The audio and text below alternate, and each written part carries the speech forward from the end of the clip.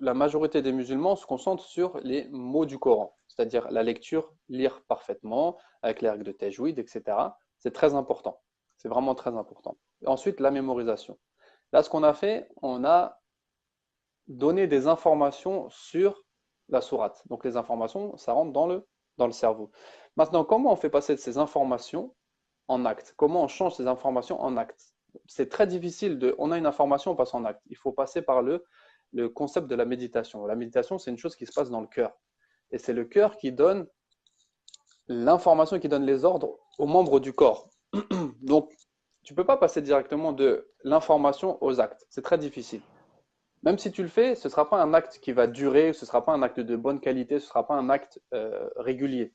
Alors que si tu passes par la méditation, tu fais travailler ton cœur, c'est le cœur qui va donner l'ordre à tes membres de faire cet acte-là, et ça risque d'être un acte de meilleure qualité et d'être un acte qui va devenir plus tard un khuluq, inshallah, donc un comportement, plutôt un savoir-vivre.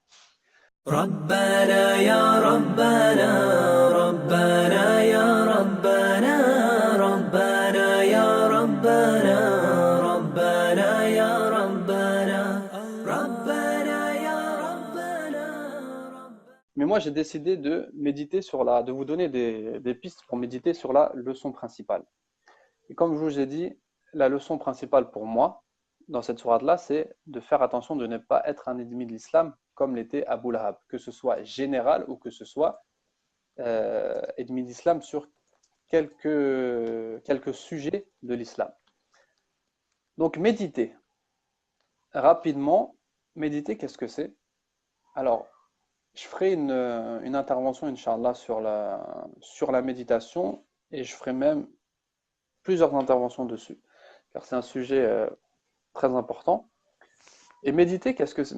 En fait, méditer, ça se passe en plusieurs étapes. La première étape, une fois qu'on a compris le sujet principal de la sourate, méditer, c'est de se remettre en question nous, de se poser la question, et moi, où j'en suis par rapport à cette recommandation. Donc là, on doit se poser la question, moi, où j'en suis par rapport à être un ennemi de l'islam. Est-ce que je peux rentrer dans cette catégorie, oui ou non? Directement, si on te pose la question, est-ce que toi, tu es Abu Lahab? Tu vas dire non, non, non, non, impossible. Mais si tu réfléchis bien, est-ce qu'il n'y a pas un sujet de l'islam avec lequel tu as du mal? Est-ce qu'il n'y a pas un sujet de l'islam que tu combats indirectement ou un sujet de l'islam que tu n'acceptes pas? Donc là, c'est un travail personnel. Méditer, je ne peux pas le faire pour vous. Méditer, personne ne peut le faire pour vous. C'est une obligation individuelle, de toute manière. Autant comprendre, je peux vous aider à aller chercher dans les tafassirs pour vous ramener ce que les savants ont dit, mais méditer, c'est vraiment un travail personnel. C'est ma méditation à moi sera sûrement différente de ta situation à toi. Pourquoi? Parce que ma situation à moi, ce que je vis au quotidien, ce que je vis au travail, ce que je vis dans ma religion, ma spiritualité, elle est différente de la tienne. Donc, pose-toi la question, est-ce que je peux être un ennemi de l'islam ou non aujourd'hui? Et dans quelle situation?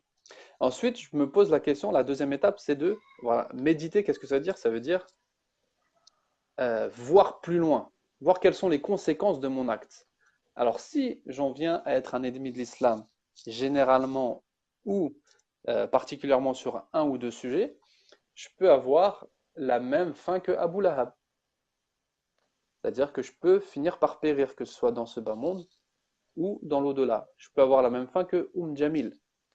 Essayez de chercher des hadiths ou des versets du Coran qui parlent de la fin des injustes et méditez sur cette fin-là.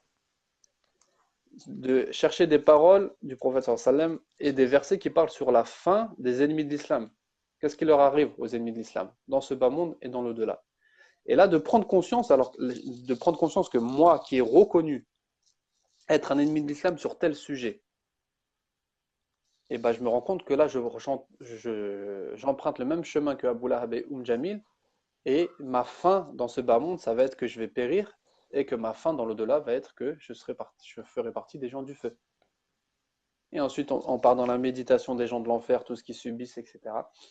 Donc, ça, c'est un travail du cœur. Vraiment y réfléchir et se voir, se projeter dans le fait de périr dans ce bas monde, avoir une mort vraiment mauvaise, et se projeter dans l'au-delà. Au contraire, si tu considères que tu n'es pas un ennemi de l'islam, et bah, recherche des versets et recherche des hadiths qui parlent des awliya, des rapprochés, de ceux qui défendent l'islam, de ceux qui ont toujours secouru l'islam. Qu'est-ce qu'ils auront comme récompense dans ce bas monde et dans l'au-delà.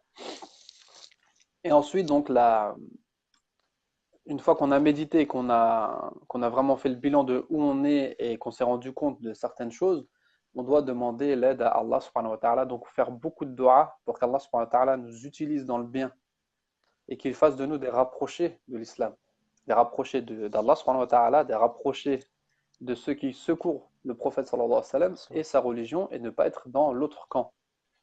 Car, comme je vous avais dit dans le premier cours, Allah subhanahu wa ta'ala il divise les hommes avec un grand H en deux catégories, les musulmans et les non-musulmans.